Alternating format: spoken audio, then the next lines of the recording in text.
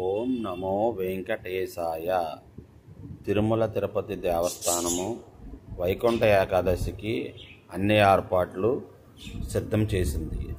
అయితే ఇప్పుడు వరకు మార్చి నెలకి సంబంధించి అన్ని ఆన్లైన్ సర్వీస్ టికెట్స్ ఆల్రెడీ అయిపోయినాయి. అయితే ఇప్పుడు ఆన్లైన్ సర్వీస్ టికెట్లు అన్నీ అయిపోయినాయి.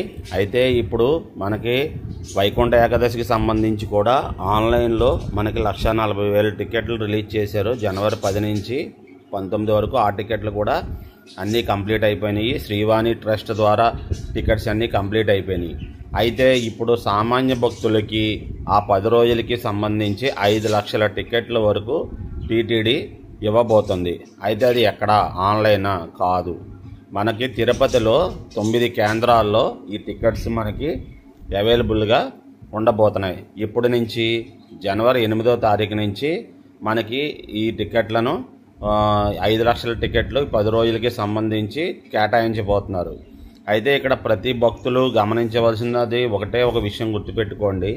ఈ 10 రోజులు ఏదైతే వైకుంఠ ఏకాదశి జనవరి 10 నుంచి 19 వరకు ఈ 10 రోజులు ఏ టికెట్ లేకుండా మాత్రం పైన దర్శనానికి అవైలబుల్ చెయ్యరు. దానివల్ల కంపల్సరీ ఈ టోకెన్ అన్నది ఉంటేనే పైకి దర్శనానికి అలౌ చేస్తారు ఈ 10 రోజులు. ఇది ప్రతి భక్తులు గమనించవలసిందిగా కోరుచున్నాము.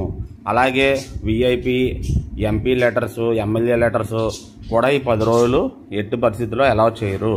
మాజీ ఉద్యోగులు కానీ ఎవరి రెఫరెన్స్లో సిఫార్సులు ఇక్కడ పనిచేయవు. ఓన్లీ ప్రోటోకాల్ ద్వారా ఎవరైతే విఐపీలు, ఎంపీ, ఎమ్మెల్యేలు డైరెక్ట్ వస్తే వాళ్ళకి మాత్రమే దర్శనం ఉంటుంది తప్పితే వాళ్ళ లెటర్స్ని అలౌ చేయరు. ఇది ప్రతి ఒక్కరు గమనించండి. ఎందుకంటే ఇది సామాన్య భక్తులకు పెద్దపీట వేయడానికి టీటీడీ బోర్డు తీసుకున్న సరికొత్త నిర్ణయం. అందుకని ఈ వైకుంఠ ఏకాదశి దర్శనాన్ని ప్రతి ఒక్కరు చేసుకోవాలన్నది టీటీడీ వారి కోరిక. అందుకని ప్రతి ఒక్కరు జనవరి 8వ తారీఖు నుంచి టీటీడీ కింద తిరుపతిలో 9 కేంద్రాల్లో ఈ టికెట్లను అవైలబుల్ చేసింది. ఆ 9 కేంద్రాలు ఎక్కడ?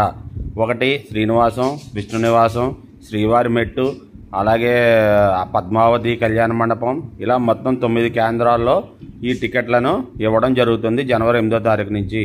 ప్రతి భక్తులు కూడా కావాల్సిన వారు ఆ టైంకి అక్కడికి రీచ్ అయ్యి ఆ టికెట్లు పొంది దర్శనాన్ని చేసుకుంటారని కోరుకుంటున్నాము. ఓం నమో వెంకటేశాయ.